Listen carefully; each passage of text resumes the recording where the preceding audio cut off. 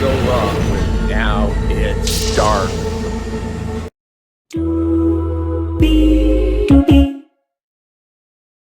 After your July 4th rewatch of Independence Day, your next move should be to stream 1996's other patriotically themed release, Uncle Sam, a movie so upfront about its intentions as a satirical horror comedy that its poster, a ghoulish parody of a military recruiting ad, has the tagline, "I want you dead." Uncle Sam might be low budget, but it comes with some horror bona fides. It's directed by William Lustig, Maniac and the Maniac Cop films, and written by the late, great Larry Cohen. It's alive, The Stuff, God Told Me To, Q, The Winged Serpent.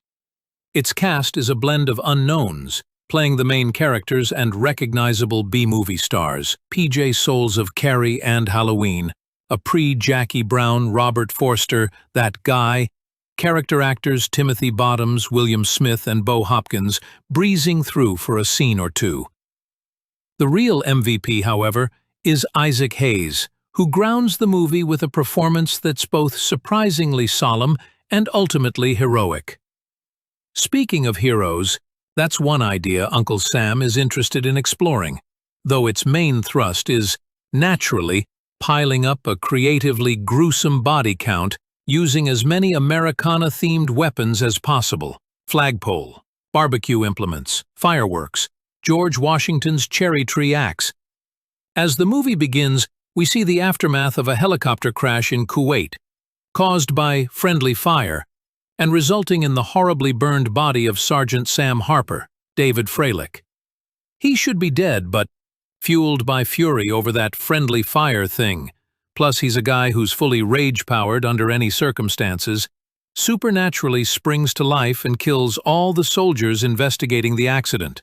Meanwhile, in a small Anytown, USA sort of place called Twin Rivers, we meet a kid named Jody, Christopher Ogden, being raised by his mom, Sally, Leslie Neal, with help from Sally's sister, Louise, Ann Tremco. Louise is Sam's wife and Sally is Sam's sister, which makes Sam Uncle Sam to Jody. Jody is obsessed with the military and idolizes his uncle. He's the only person who's sorry when news arrives about Sam's apparent death. Sally, Louise, and Sam's former mentor, Sergeant Jed Crowley, Hayes, are all relieved that Sam, who was by all accounts a cruel, violent asshole, is out of their lives. Of course, we know he's still lurking around, and you can't help but squirm when Jody starts trying to pry open Sam's flag-bedecked coffin while it's being kept in Sally's living room. Truly, that would be a creepy thing for a kid to do under any circumstances, but the guy was a monster in life and death. Don't let him out. Uncle Sam takes its sweet time getting to the moment we've all been waiting for. But eventually, Sam's desiccated corpse rises up and sets about murdering A. anyone we've seen being unpatriotic in the movie: flag-burning teens, Jody's teacher who implies he was a draft dodger, Sally's tax-cheating lawyer boyfriend, a sleazy military liaison, a crooked politician, which is decidedly on theme, and B, basically anyone who gets in his way, which is also on theme but negates any idea that Sam is driven by some sick sense of justice. His family is the implied ultimate target, and Jody eventually realizes the guy he's been idolizing is actually a dangerous fiend, though it takes multiple rounds of people telling him as much, including Jed. Uncle Sam is not without flaws. Aside from its less-than-glossy technical aspects, the kid who plays Jody has to do a lot of emotional heavy lifting, and his acting chops aren't quite up to the task, but it's filled with enough weird, quirky touches that you can easily forgive its shortcomings. For every corny moment, Uncle Sam mutters, "I hope you got an eye full," while poking out a victim's peepers. There's an inspired choice.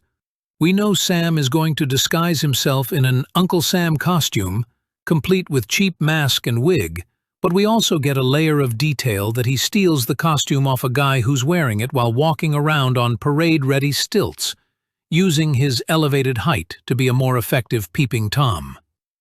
Later, Uncle Sam introduces a friend of Jody's who was burned and blinded by a fireworks accident on a previous July 4th, and who, for reasons that go utterly unexplained, has a psychic link to the killer. And the movie's final moment is so ambiguous and strange it gives you one last thing to chuckle at as the credits roll. We obviously won't spoil every bizarre detail that makes Uncle Sam an increasingly enjoyable viewing experience.